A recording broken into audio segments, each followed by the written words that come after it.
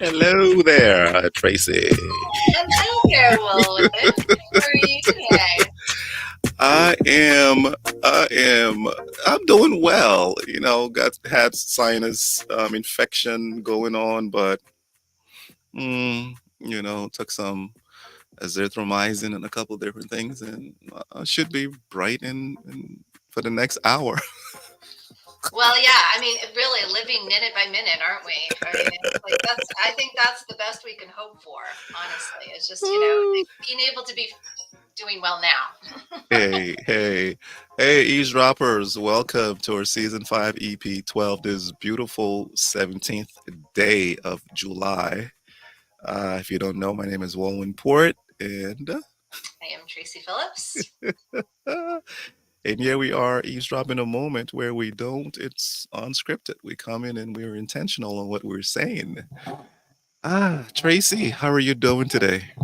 I'm doing well. And so for those of you who I mean, you wouldn't know this, Wulwyn and I actually got to meet in person for the very first time since we met. Like, We we had have. never met in person. Can you imagine that? Yeah, Oh, it was exciting. it was. Go ahead. Go ahead. No, you go ahead. I'm jumping in here. Oh no, that's how we do it here. Yeah, no, it was great for me. I mean, I can only speak for myself, right? So it was really nice. We got to meet at one of my favorite spots in Wake Forest, and so it just you get. I felt this the same way coming out of COVID, especially since I know myself. I met a lot of people during that time online, Hmm. and those who are local. It took like a year or two in some cases before I actually Wow. met them in person, Yeah. and it's a different feeling, and it reminds me always of just how much that in person thing really matters. It really Hmm. matters, like you get a whole different experience Yeah. when we're with one another in person. So That's true. That's true. No, it yeah. was. It was for me. I think earlier before I left, I told Verlin, "Yeah, I'm going to meet Tracy." She was like, "Haven't you met her before?" I'm like, "Well, we've met." She says, "Y'all act like y'all friends from grade school." I'm like, "Okay, you okay, you can say." But and I'm sitting there waiting for you, and you come in. One way, I'm like, "Okay, I know her." And just seeing someone on to eavesdroppers, seeing someone on the screen is completely, as you said, completely different than really engaging with the person. And from engaging, you would think, if you see Tracy, I don't know if a personality comes across the screen. And Tracy, I don't think it does. Your Mm. personality does not translate through this screen. I am telling you. You are, you are, your personality is magnetic, I would say, right? Attracts what it needs to attract. It doesn't just go in, and it's not a glue, right? Anything it touches, Oh but yeah, that would be scary. it goes in an area, correct? Nobody wants to And be stuck to them. but some people are like that, right? Yeah, They yeah, yeah. just anywhere they can go. But just experiencing the space with you was generous. It was, I mean, the flow of the conversation went as supposed to be. New things cropped up, and I was thinking about today. I said, I wonder if we're going to talk on any of those things we talked about, because I tell you, they were mind blowing, if I may use that. I had, I tell you, eavesdroppers, I had goosebumps on me about maybe overall 30 seconds to a minute, and they weren't all in a minute. If I joined them, it would be about a minute, 30 seconds to a minute. But every time we're talking and something hits, the goosebumps just comes on. I'm like, oh my goodness. And I noticed, I don't know if you've noticed this on you. Do you know that when when a aha moment comes, so my aha moment in our conversation with my goosebumps, yours, do you know your eyes go together? Oh, I crossed my eyes. Yes. Did you notice that? Have you ever? Has anybody ever told me that? No, I've Yeah. never noticed it with myself because I'm not Oh, usually looking in the mirror when an aha guess happens. guess what? The aha happened, and you went. I don't know if I can do it. Did you see what I just? And I Yeah, was yeah, like, yeah, and you were, and it wasn't something you control. yeah. The goosebumps I can control. You do this, can control it, and I noticed. I was like, wow, okay, wow. So That's interesting. I can see, really. And I thought about it. I was like, her eyes just went there and back, and then and I was like, those things, you don't want to do that in front of anybody, Mm. right? I mean, you look. I'm just gonna say you look weird. I'm not saying you look Yeah, weird, yeah, but yeah. No, no. I people, mean, I can imagine I did look weird if I no, was no, no. crossing my eyes. But listen to this. People don't do that voluntarily. They That's can't it. control that. That's it. So the person, the authentic person, is in front of me, and and manifesting what it is, and she goes, yeah, oh yeah, the woman is, and I'm like, wow, that's that's amazing. So Mm. the conversation was great. So that's my spiel on it, Tracy. I That's such an interesting thing. Well, so my birthday's next week, and to go like 56 years and never be told that when I have an aha moment, I cross my eyes, and I Mhm, wonder, and I get curious about that too, because like for me, I mean, at this point in my life, I'm like, mm, you just, I don't know, it's everything's a choice. So you can either choose to age gracefully or not. mm, There's just so much more. I'm like, I'm sure I do. My daughter is the first to point out, Mom, I was wearing something yesterday, and both I wanted walked into the kitchen. Both my husband and my daughter were just like, my daughter's funny because she just looks deadpan at me like, mhm. what are you wearing? And my husband just gets a scrunched up look on his face, and he's like, you look like you're wearing a trash bag. Like I was wearing this oversized, it was so comfortable and so There you fun go. and very like very artsy kind of thing. Mhm, And mhm. it was like a oh, but my daughter's boyfriend loved it. He's like, it's like the really big pants. Like it's just he's like, I love it. It's awesome. But they did not like it. And have no problem telling me Yes. when Yeah. like I don't look good or I made a funny face or I'm not looking. My husband is always like, yeah, you don't really look very good today. I'm like, thanks. I feel great. Appreciate that. Oh my So I think goodness. so. My whole point in all of this is that you take yourself less seriously in life. Mm, mhm. Like, I mean, you can choose to continue to like get your feelings hurt or take it seriously or take it personally or whatever. but I choose not to. So, I mean, but I'm curious. Like, it's like, I wonder what I was doing in that moment. It was almost like making a connection and looking at my third eye, because that's like the Mhm, part of us that is the soul, mhm, apparently. Like, some people mhm, say that's where our soul looks into the world. mm. And so I wonder if it's making a connection with my soul is what an aha moment is, Correct, correct, and so if I correct. was physically doing that in that moment, but I'd never heard that before, so Mhm, mhm. that's It really was cool. I just smiled and I was like, "Okay, I see you." Because, one thing that I observe a lot, right? I tick in my surroundings. I look and I don't stare. Look and, take a mental picture, move my eye, take another mental picture of it. So I'm doing a continuous flow, but not doing that, right? And Good of you. so, but I tell you, I think one of the conversations, you think it was around the Titanic. It was Mhm. one was Titanic, another was, the dream that I had in getting lost and going in. But I think one that resonated with me was staying, don't not overstaying in a space or in a moment you're supposed to be elevating or leaving.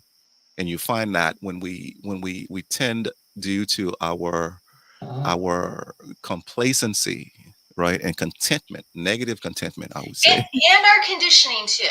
And our conditioning, because it's a lot of the headspace stuff, like Mm, that wouldn't be right, mhm, or yeah. mhm. So there's a lot But of reasons we stay s- longer than we should in places. correct. Yeah. And we discussed that, and there were times, there are transition periods in there that you have to allow yourself to start weaning off the milk and getting to the solids in that stage, in those stages, because I think your meat in stage one can be your milk in stage two, Mm, mhm. Mhm. right? So Mhm. so where you're eating meat in stage one, it becomes the milk for stage two, where you have to now retrain to start doing meaty stuff in stage two, right? So That's so right. I and I'm so happy I drew the picture on it, and I kept looking at it like, okay, I get it. Now, where am I in my life currently? Am I am I in the plateauing, or am I declining in order to go up to the next stage, right? Oh, I love So, that so much because I actually said that to a client today, where uh-huh. I said, if you look at any pattern, I don't care what it is, before anything gets ready to go up, there's always a dip.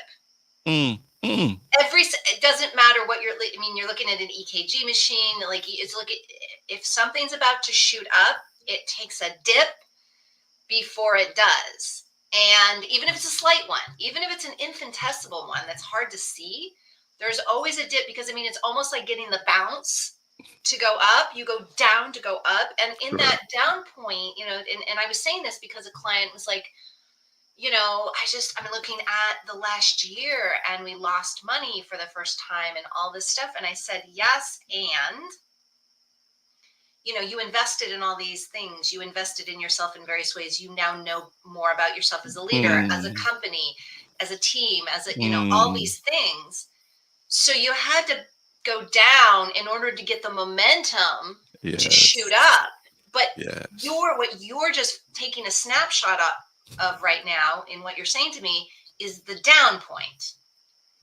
But the Mm, down point, we can make it just about that, or we can make it about its actual purpose, which mm, is the springboard to get us to go up. And I said, so what do you know now from that period that you now feel is more preparatory for what you're yes. trying to create?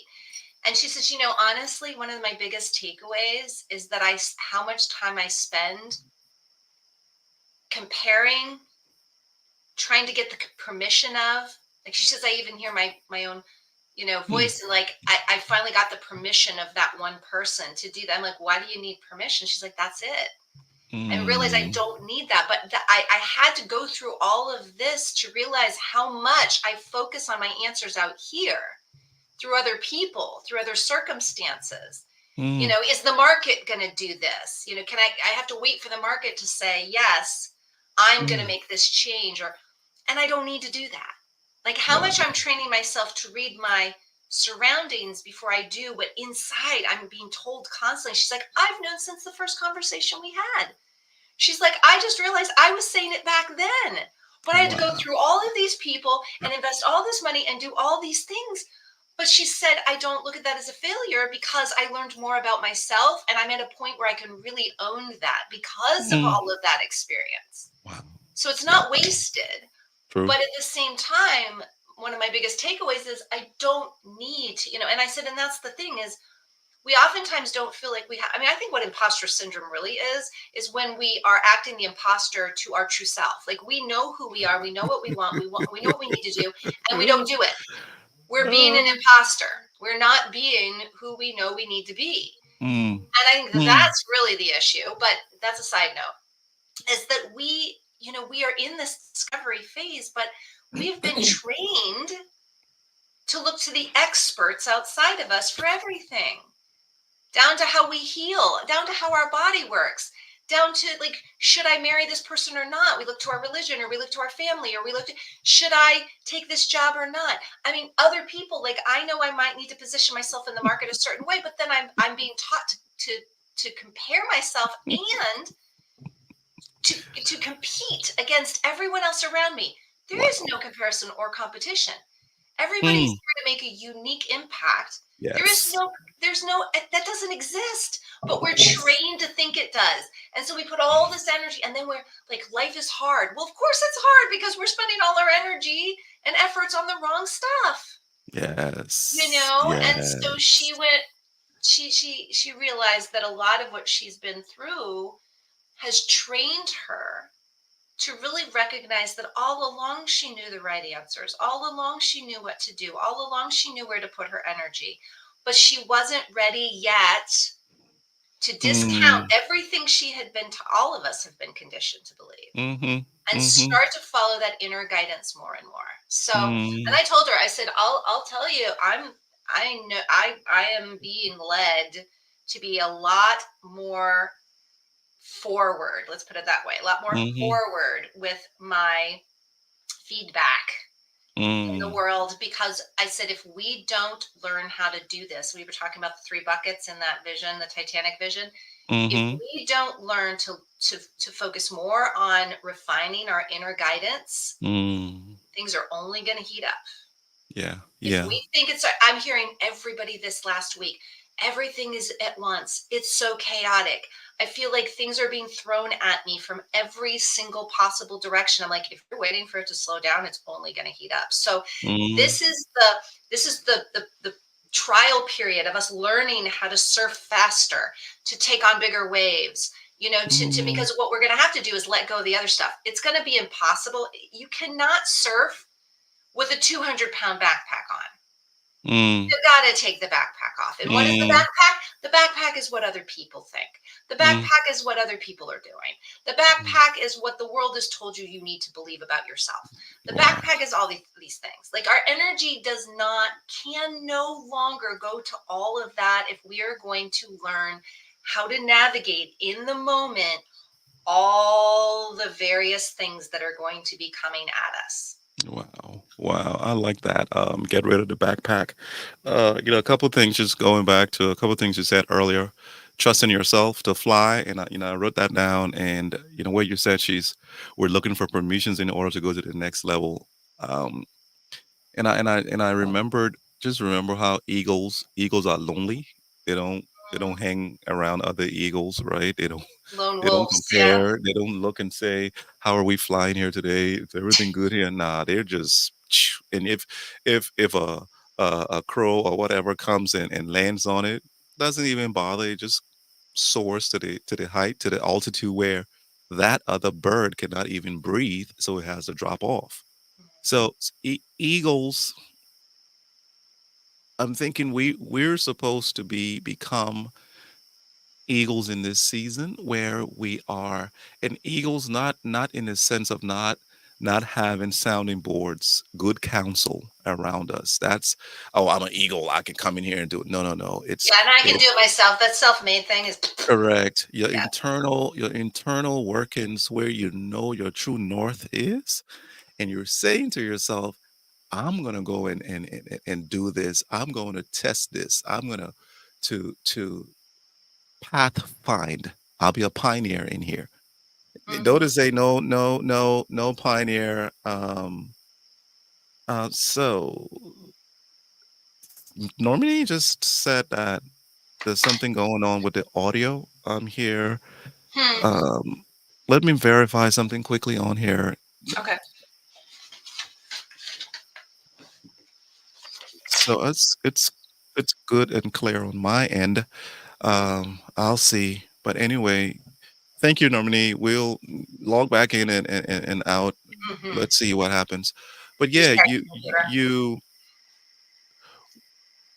now that took me off. And the next thing was impostering. Were you impostering ourselves? Why do we follow when they don't follow? Yeah, I wrote that in. I saw this earlier today, no, earlier last week. Normani, can you put your Tracy, can you hear me properly? I can.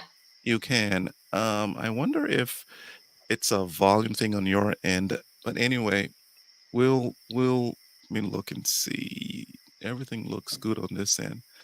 But anyway, why do we follow? Someone said, I don't, I'm gonna quit following influencers. And I go, what do you mean you're gonna quit? She says, they don't follow me back. I'm an It's a one-way influencer relationship. and I don't like one-way relationships. No, I I don't either. don't like I'm one-way so done with relationship. one-way relationships. It's You not know, even funny. I was writing something on my Facebook feed this morning, but I stopped. It was, who's a best friend? Well, and is this best friend someone who's gentle and kind and a comforter and can be a ride or die, can really hang with you and do things for you? And do you do likewise? One, two, do you grieve that person sometimes?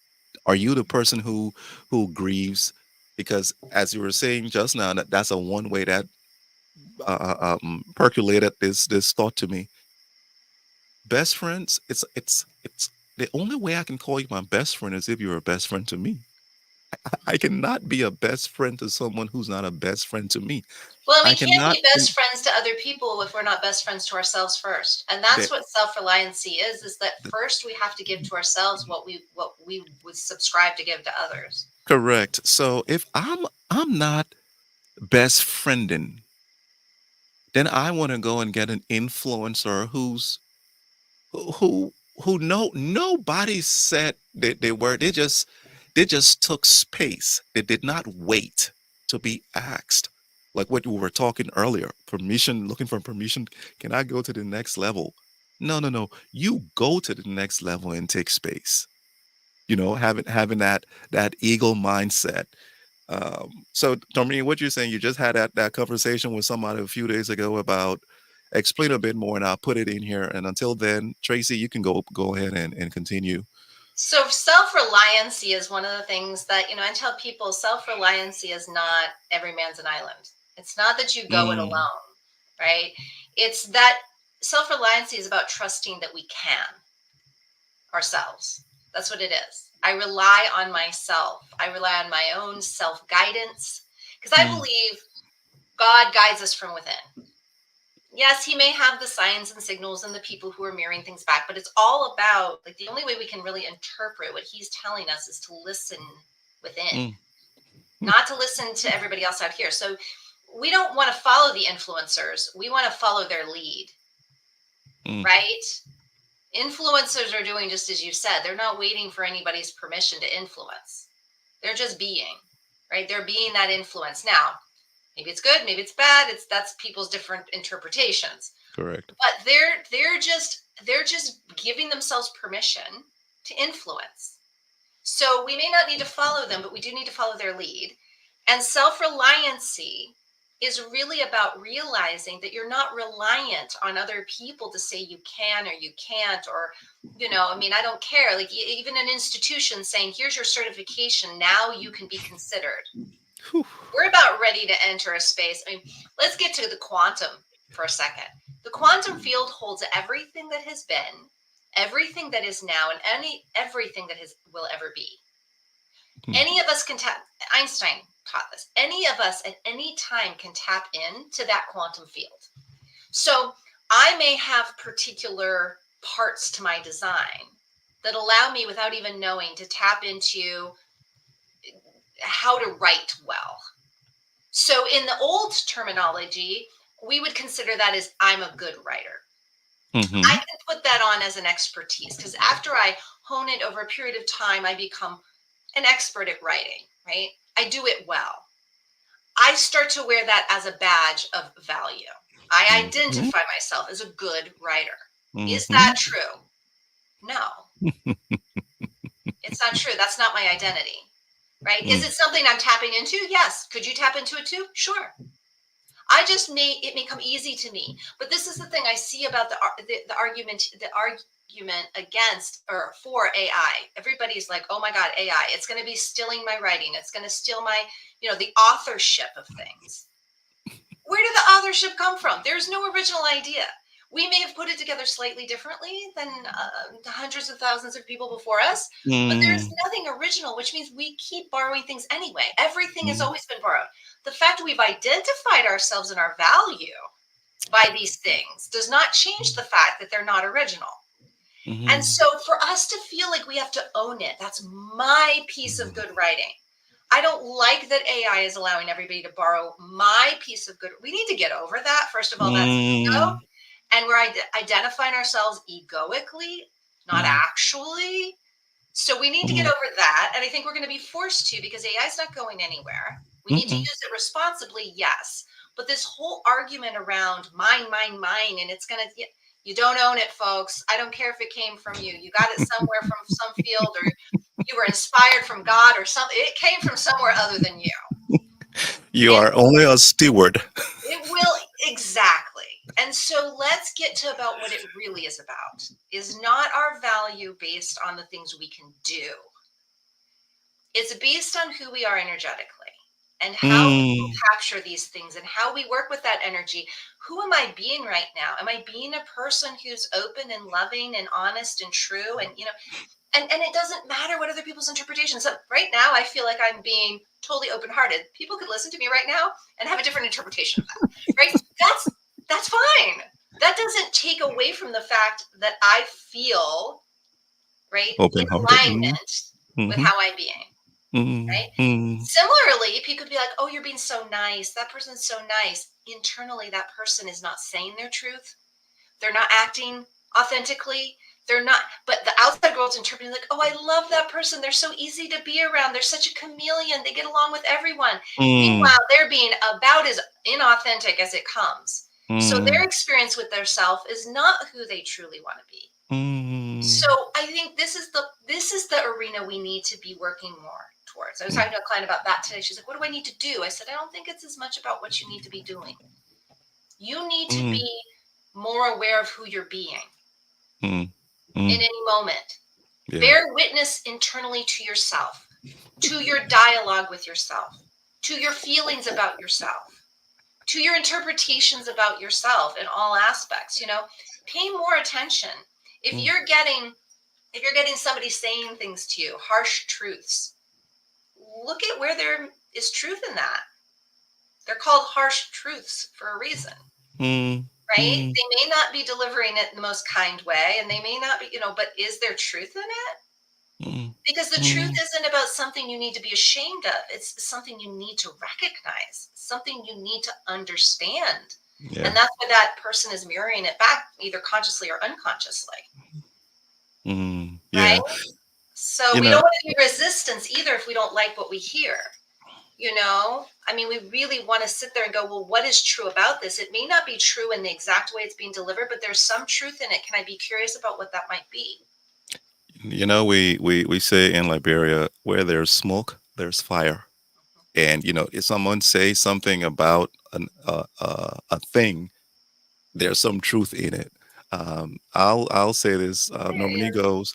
We both agreed that the idea or concept of best friends was not something that we thought about in our youth, but for some reason, it seemed to be of importance now that we've aged. So the conversation was basically centered around the why. Why is it so important at this point in our lives? If we both settled on loyalty, someone who would go to the depths of hell and beyond with for us without asking any questions. He was saying that that's a summary of what we're talking. Mm-hmm, mm-hmm. You know, the you there was a snippet of something you said that I picked up on. Call to be or waiting someone to call you, right? Mm. And when I heard that, I started to think about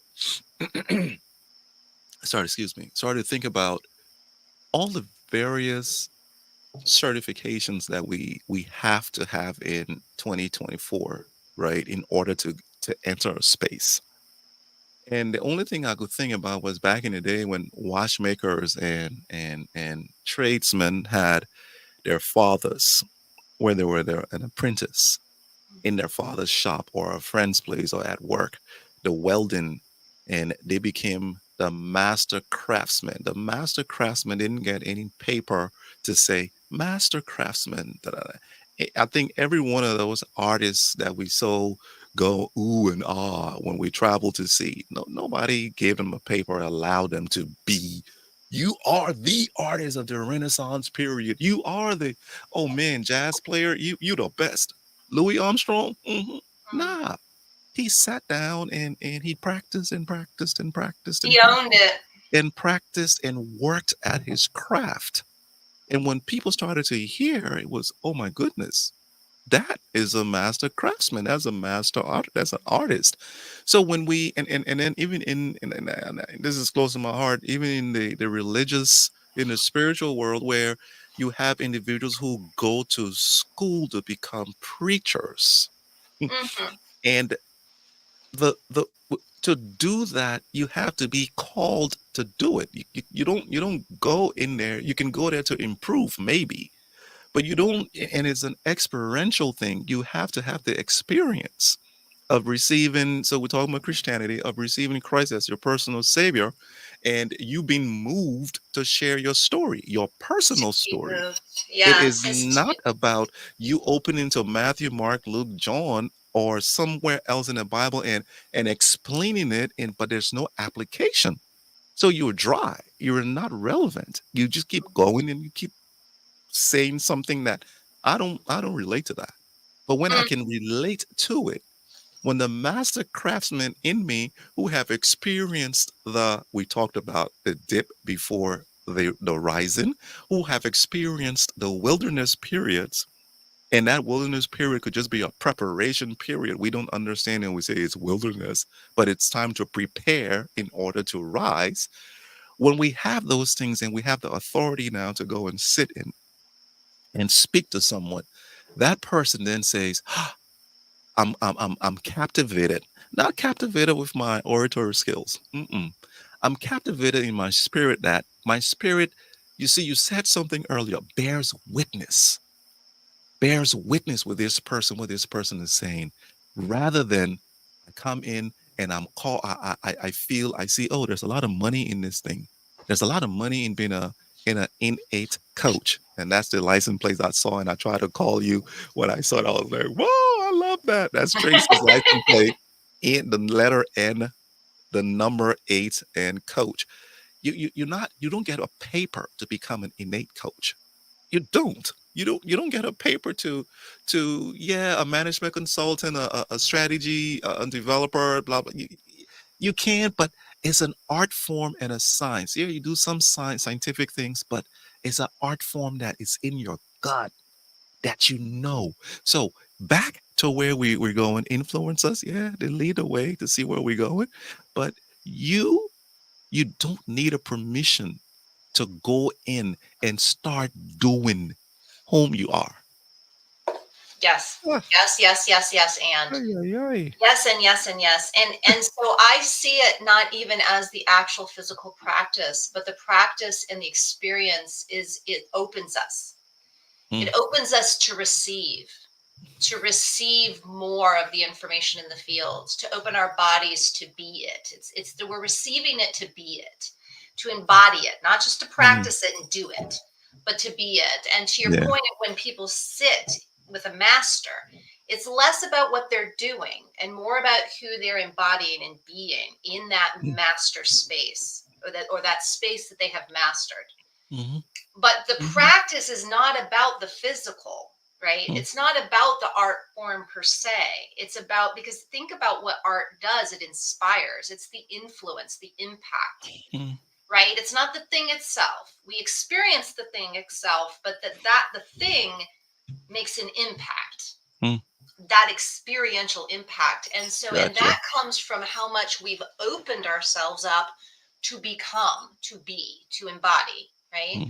Mm, To be the master. So I think people put so much focus on the detail, and I'm not saying that there isn't something to that, but I think we've moved beyond, or we have the potential to move beyond this concept of I need to teach you how to be. And it is in you being the way I have taught you how to be that will mm. determine how valuable you are in that space or not. We need Wow. to get beyond that, because the master craftsman model was the one that was held up. The more you practice, the more you Mm, hone, the better you get, the harder you work. That was just like Einstein's theory of time was not chosen. It was Newton's that was chosen. mm. They had these theories, very different theories on time at the same time. No pun Newton's was intended. chosen as the truth, whereas Einstein's was not when it came to time. It doesn't make anything right or wrong. It just was, one was chosen over the other. So this idea that we need to be hard workers to have value in our trade or our practice is what was bought as a storyline, and so we became human doings instead of human Mm, beings. mm, That being said, people like Nostradamus, who was a seer, he was channeling. He was a channeler. I mean, he mhm, channeled the future. He was so revered, but those people were kept in the dark. Those people were kept in secret. Those people were taken to the royalty for themselves and kept away from the general public. We want his gifts of seeing. We don't want everybody to know. We want to be the ones to know. Those were the things that were, although revered, but at the same time, they were also destroyed just as easily. mm, Witches were burned at the stake. People, other healers who were just downloading this information naturally were seen as oddballs and outside that normal chosen story. They mm, didn't work for it. They're these crazy people that are just doing weird witchy things in the forest, and so they are dangerous because they go against our story of normalcy. mm, We must kill them. We must separate from them. We must demonize them. Doesn't make it any less true. And so now we have this opportunity to reclaim this space of, yeah, it was never necessarily about that story anyway. That was just the one that was chosen and put in front of us and told to be true. mm. We can be whoever we want to be. It depends on what we tap into, and it's all in the field. So I think we're in these spaces now where we can start to even question the limitations that we've placed on our humanness. Maybe we can levitate. Just because we were told we can't doesn't mean we can't. Maybe we can do, I mean, I'm talking about really looking back into the quantum space, the not chosen story of choice, right? And Mm, say, maybe we spend some time over there and see what we can experience about ourselves mm, and what we're capable of, right? Because mm, there's a lot of benefit to keeping people small and limited. mm, And yet, as a collective, that's if we're in the old paradigm of control and power over. But we're entering a space where that's not working. We're all hurting under that paradigm. All of us, even the ones quote unquote on top, because they're becoming unhuman. They're becoming more Mm, and more estranged from their humanity. mm, And mm, so everybody suffers in that paradigm. And yet we have to be able to reclaim our unlimited truths in order to reclaim what is going to be, a true flourishing experience for all of us, right? We have to choose to put down the limitations, the limiting beliefs, the limiting storylines, the all of it, right? And it's not mm, all going to come at once. So I'm just saying to people is as you are struggling, ask how much of that struggle is about old paradigms that are limiting you from taking on what that thing is that's actually trying to challenge you to open yourself up to less limitation in your life. mm. Right? What did you say Yeah. at lunch? You said something about the very thing we're challenged with is the thing we need most, or something like that. Like it was Mm, something around in order to get to it, we have to go through it. correct. So what we need most is that it is the thing that's challenging us, because what it's challenging us to become is more of who we are. Mm, mhm, mhm. Right? The only reason we're challenged is because we bought into the limitations about our limiting stories about ourselves. Y you know, I had a conversation with an uncle, and he says, "I am praying about" when I say a uncle, so a older person, "I'm praying about if this woman should be my bride." Mm, And, we're talking and talking, and I say, "Well, that question isn't a flesh question. It's you're trying to get a connection is a spiritual connection that you're looking for because he's spiritual and he's not looking at beauty. He's looking for a match, something that a works. spiritual match, yeah. Correct. So he's praying on it, and I said, well, the fact that you're asking that question, if it was your flesh asking that question, your flesh would answer yes to that lady because that lady is beautiful. I mean, she's say, And oh, she from a loves pure, me, and she's a good cook, and yeah. she all of that in a bag of chips, right? Now, I said, but if it was your flesh answering asking that question, you would have answered it a long time ago. But your spirit is asking the question, is she the right one for me? Is she should I marry this woman? I say, and brother, as long as you asked that question in the spirit in you, and your answer is not forthcoming, meaning you as soon as you asked the question in the spirit and the answer was yes, it is, you cannot change a spiritual thing. You cannot, she's not the person. I say, and don't get me wrong, don't misunderstand me. You can go ahead and engage and do whatever you want to do. But the fact that you're struggling, and this is based on what you were saying, the thing that you struggle against is that thing that's coming boiling to the top that says, uh-uh, we're not made for this. She's good Mhm. for someone else, but not for you. And you can see the various manifestations in the way they engage, that the spiritual flow of it isn't locked and loaded. Mm. Um, I'll transfer to another concept. I'm talking to a couple of ladies, and while talking to these ladies, in marriages are these, hey, Carl, what's going on? Good to see you. Carl just stepped on here. Hey, Carl, one of well, he's been with us, what, 4 years, Oh maybe yeah, three, Carl's 4 years? one of our most Yeah. loyal followers. So we transfer that into marriage, where these are spiritual commitments, covenants, right? Where you're made. I think we discussed this in our meeting. For those of you who just came on here, Carl and Normani, Tracy and I met for the first time last week. And it was just amazing. It was just amazing, and we had a conversation. I think this is one a piece of it. Whatever we have in a relationship, in marriage, so you see the physical level, and there are channels, spiritual things going on, and say the woman is highly spiritual and doing things with God and doing whatever, and the guy is he's fighting it, but he knows he wants to do it. he then but he cannot be the leader in that situation on that physical, on that spiritual level. It manifests in the physical that he's now going to go somewhere where he can be a leader, where he can be the man, where he can, it could be pornography, drugs, girlfriend, work, just anything that he pours exercise and pour himself into it to what do we say, to release. Mhm. Or he then starts to act contrary in the physical to her. Her position in this case needs to be one of maturity to see that I see where this is coming from. And you attack it in anything that's spiritually led, Tracy, you can't attack it physically.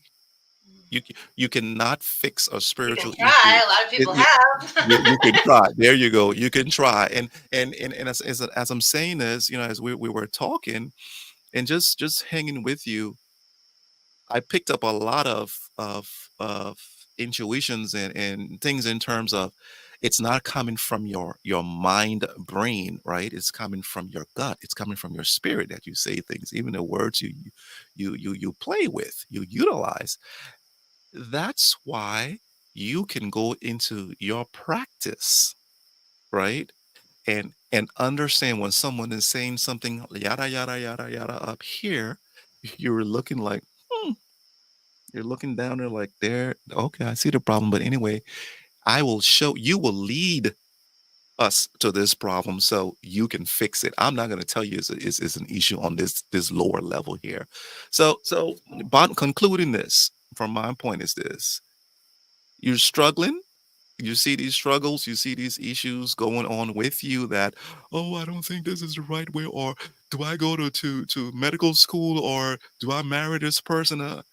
All those questions, if there's a struggle there, don't look at the physical for an answer. Really, eavesdroppers, go down in your hunker down, get meditate on these things, do what you're supposed to do, and trust and believe things will start to unfold. Mm. Mm. I see it a lot of times because I use this language with clients or potential clients. Mhm. Is if we're ready for something. So if we're asking, it's not about the other person. Should I marry that person? Like, am I ready to get married? Mm. Right? Am I ready to be in a commitment with this person? Mm. Like, we're asking the questions wrong. Mm. And it always needs to be trained back to the I. It's not about, is this person right or wrong for me? It's like, am I ready for this? Mm. Because I That's see a another lot thing. of, I see a lot of people too, and it would have, I mean, in my mind, Mhm. it would have been a great relationship. The person wasn't ready, right? There was value on both sides. Like you said, the woman is up here, the guy's up here. It doesn't matter which one, like Mhm. somebody's in a different place and that other person is in love with that person and wants to be with them, but they're not ready to be in that place too. So Mm. it's about taking responsibility for that because, like you said, let's play this out for a couple of years.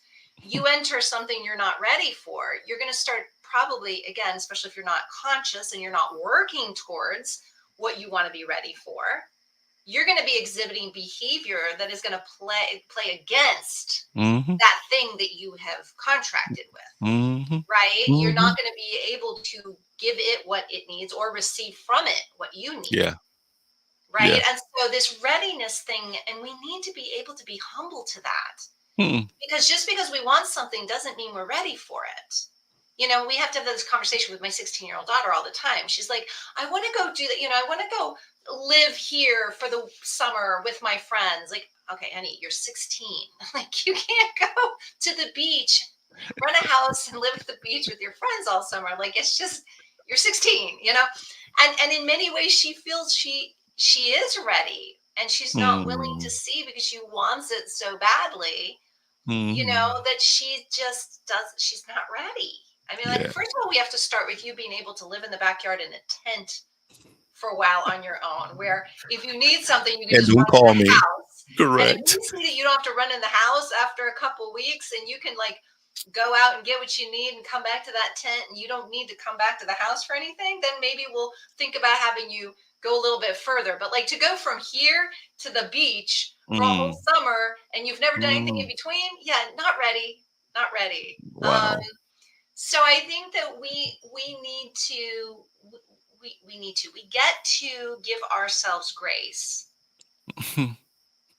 by recognizing that we already are our greatest value on this planet as who we are. However, our responsibility is to be intentional with that, right? And in some cases, maybe we haven't experienced enough to what you said earlier. It's about Mhm.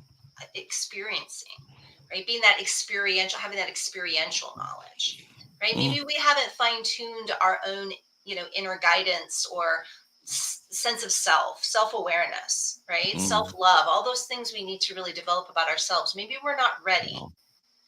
because we haven't done that yet. So let's do that first, right? Let's focus energy there, Mm. and develop that aspect. Mm. That we want. We're always putting the cart before the horse because we were trained to. If you get outside credentials, then you're ready. I'm sorry. I see plenty of people who have outside credentials, and in the reality of it, they have no experiential knowledge. They have no inner wisdom. They have no sense of self. You see this with doctors who are trained, but they have no bedside manner, and they're probably Yeah. creating more disaster, Yeah. not in the fact that they're botching surgeries, but because they have no bedside manner and they're destroying people in other ways because of that lack of true care or knowing Mm. how to care for people when they're in a very vulnerable state. Yeah. And so, I could go on, but I think the whole point is that we need to have a better sense of what we're ready for and not looking out like, am I ready? Oh, if you give me that credential, that means I'm ready. Like we have no knowledge. I'm saying collective most Mm. people walking around, no knowledge of how their body works. None whatsoever. I know because I used to work in that field, Mm. and I'm not saying this as criticism. I'm saying it as fact. It's because we've been living under this paradigm that has taught us that we cannot determine what's best for us. We have to look outside of us to the experts to tell us everything. And we wonder why we have kids now that are having jobs and they have credentials and they can't do those jobs. Mm. Because we've gotten so far from actually supporting human beings to learn how to develop themselves that now they're not developed and they're at an age where we're looking going, well, you're 30. Why do you Mm. not know how to live alone? How can you, what do you Mm. mean you can't get yourself from here to there? What do you mean? We need to Mm. look to ourselves as a collective culture, Mm. not Yeah. blame these kids because we produced them. We collectively produced them. So let's take responsibility. Okay, now that we recognize what is, we might need to change that. So let's now talk about that instead of putting all our energy and effort into bashing that which we have been responsible for creating. Yeah. Yeah. Yeah. Yeah. So there's just so many jump off points here, but I think that, I think we get to be, somebody asked me, if I don't want to judge things out of the gate, how do I not do that? And I said, well, the antidote for judgment is curiosity. Hmm. So if you find Mm. yourself, like I was in it the other day where just everything was being thrown at me all at once, and I started to feel myself get anxious. And I Mm. stopped and I breathed Mm. and I got curious. Why am I anxious? Well, because everything that was being thrown at me was stuff that I wasn't familiar with. Mm. I Mm. was being asked to do things that I wasn't familiar with, and that was scary because I'm like, oh, I might mess it up. And then what's the worst that could happen? Oh, I don't know. I could be killed for it. Like as you think about it, you're just like, you go down the rabbit hole. Like, not literally kill. Maybe I could, who knows? But Mm. this day and age, like you look at somebody sideways and you got to be careful. But it's one of these things that we get ingrained in this story. And I realized in that moment, it wasn't about the things that were coming at me, Mm. and it wasn't even about what was being expected of me. It was about the stories I was telling myself if I didn't do it well. Mm. That is what was stressing me out, not the Wow. current moment experience, Yeah. Yeah. right?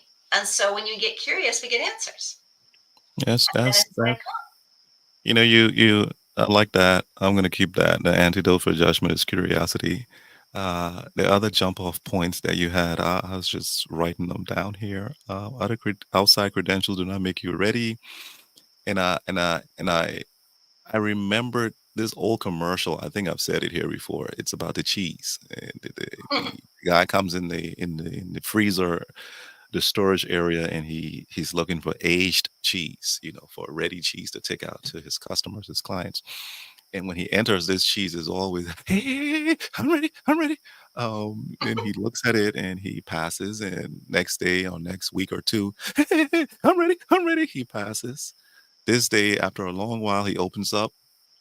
Cheese just there, like, and he goes, He's ready. "You, you're ready now, huh?" And he, okay. And that that commercial has stayed with me for years. And here's how it translates. It translates like this: when I think I am ready, I'm not. But when I humbly understand that my readiness is my ability to know that I'm not ready, but I can test it. And you said it, be curious to go into it with humility, then I am ready. But as Mm, soon as someone asks, "Are you ready?" and I don't know the the parameters, the initial parameters to anything about the thing, and I mm, go, "Yeah, I'm ready." I'm not. I'm very immaturely engaging in this. But when I can pause and say, huh, you know what? I don't think I'm ready on this. Give me a moment. Let me investigate. Let me do what I have to do. And I pause. I truly pause and investigate. And in my pause investigation, I find out that I'm not even more ready. I'm less ready, rather. I can then go back and say, you know what? I know there are these parameters in there, but I tell you, reminds me, and I close on this so you can take us out, Tracy. I'm transitioning from the engineering side to the business side in this corporation. And I know everything about the engineering phases and software engineering. I'm good at it. And I'm about to go to the business side, decision making, program management, business management. And I'm shaking in my boots. I mean, I am so I took the family on a Sunday to go and see the office. And here's my desk. My kids run in. They were about 6 and 9. Oh, daddy's new office. Daddy new. And the three of them, two kids in front, Verlin in the middle, I'm behind. Had they turned around to see me, they would have gone, What's going?" I was walking like this in mm, there, so afraid and fearful of, I'm not ready. I know that this other thing that I've come from, but I don't know this. And come to find out, Tracy, I tell you, eavesdroppers, I think I was the most ready for that position than any other position I've ever had, because when I got in, it was an open arm. The curiosity was there. How am I going to be better? I was I was cooperative. I wasn't Mr. Know It All. I had a team of people who would come and give questions to, we're waiting for a decision from you. And I go, no, it's a decision from us. How can we fix this to make it better? And everybody, wow, wow. When we are less ready, when we perceive that we're less ready, I think that opens up a whole dimension for us to perform at a level we would not have performed if we thought we were. mm. Because we're open like students, right? We're allowing ourselves to be the children, right? I mean, Hmm. like the infant. The Mm, infant is completely open because they know nothing, and so mm, they have everything to learn. And wow. they're completely open to being sponges, and they learn most. We learn most when we're very young because we have the most to learn, but also because we're the most open. Yes. And so that I love that when you were talking about that, it reminds me of the distinction between wants and needs, right? We have wants, we have desires, and we should know what they are and we should Mm, embrace them. But if we need it, that's different. We're usually not ready when we're chasing something that we think we need. I need this to feel valuable. I need this to feel loved. I need because that's really what it boils down to is these things, right? Mhm. I Mhm. need it to be something that I feel is important or that I'm most likely lacking. That's the I need you to be the surrogate for what I'm not giving myself, right? Mm. And that's where we're not ready. We're Mm. not ready for it because if we did enter that, if we did get it, we wouldn't know what to do with it because it's not the rightful relationship to have. We don't need things to be surrogates for us, right? We need support, we need guidance, we need challenge, so we can grow ourselves, but we don't need somebody to Mm. come in and replace something we're not developing for ourselves. Right. And that's the thing is kids nowadays can just cry foul, I'm overwhelmed. And then everybody rushes in and fills in the gaps for them. So, I need this, I need that, I need a car right now, I need to buy this, debt is like, what are they saying now that, 50% of the United States, it's like if they lost their job, like they would lose everything. Like they're just so Mm. much in debt. Like Wow. it's just really disconcerting. Um, and it's because we have been living these lives based on chasing need, these concepts of need, when what we need to do, what we really need is to Mm. develop ourselves so that we are ready, right? When Mm. we get to that next stage, we are open, we are learning, we are growing, we are celebrating our growth. We're living our lives instead of chasing these needs. Yes. The needs will be met if we just develop ourselves and take our time doing it. Now Mm. people are Mm. trying to make up for lost time. So that's why it feels so overwhelming for a lot of people Mm. because they're Mm. going from that surrogacy model and reliancy based paradigm. And now as systems are failing them and they have to go back in and figure out what they need to do about that, they don't even know Mm. themselves. They don't know their own operating systems. Yeah. And so it's Mm. feeling overwhelming. Wow. So that's why I invite people sooner than later not to keep focusing on what isn't working, because what is that is the definition of insanity, is to keep doing the same The thing over same and thing over over and again over, right? expecting different results. Is to start getting curious about what you're being resistant to and maybe what you're chasing externally, Yeah. right? Based on I saw this happen out of coming out of COVID, where everybody was rushing to get more credentials. Or even when we were in COVID, like, oh, I need to transition to something else. And I mean, everybody was getting LinkedIn certified with this, and it was ridiculous. It was just, I just looked at it like, oh, I mean, I get it. I get that's all people know, but more of this, like, I just can't, people. Um, and so we really need to realize that we need to develop these inner parts, and if you need support, reach out to the people who can support you. Yeah. Yeah. There's those of us out there who've been doing this for a while, and this is part of what we're being called to do is help people to do this. I mean, one last thing I'm going to say, and it really, I think it's unfortunate, is there are still people out there who think, they're consultants and coaches and stuff, that their job is to fix. And I had one client said that, she's trying to kind of work with a different coach, and this other coach is like, well, how can I make it better? He's trying to fix it. And instead of just Mhm. accepting she's trying to do what's right by her, he Mhm. he's in ego trying to make it about him. And I thought, that's not the job we have as coaches and consultants. Is to be like mother birds, to help our clients fly, not to make them reliant on us.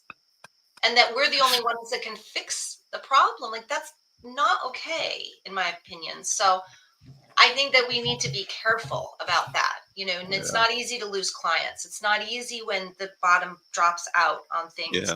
But let's be very careful about how we respond to that as much as possible, Mm. because it's not helpful. And it's almost like do no harm. It's what's happened in the medical field now, Mm. where they took a Hippocratic oath not to do any harm, but that's precisely what the system is having them do right now in a lot of cases. Right. Yeah. Yeah. So we really have to be careful and start making our own decisions about how to live our lives, and not just keep following these systems, or these internal, um, ways of reacting that are really taking us further and further in the wrong Mm. direction. Well, eavesdroppers, you heard it. Our EP 12 has come to an end. We truly enjoy speaking to one another and having you as our guest. For those who will replay, hey, let us know what you're thinking. Tracy, Good to you see take you, care. Wulwyn. You Thanks, take everyone. care.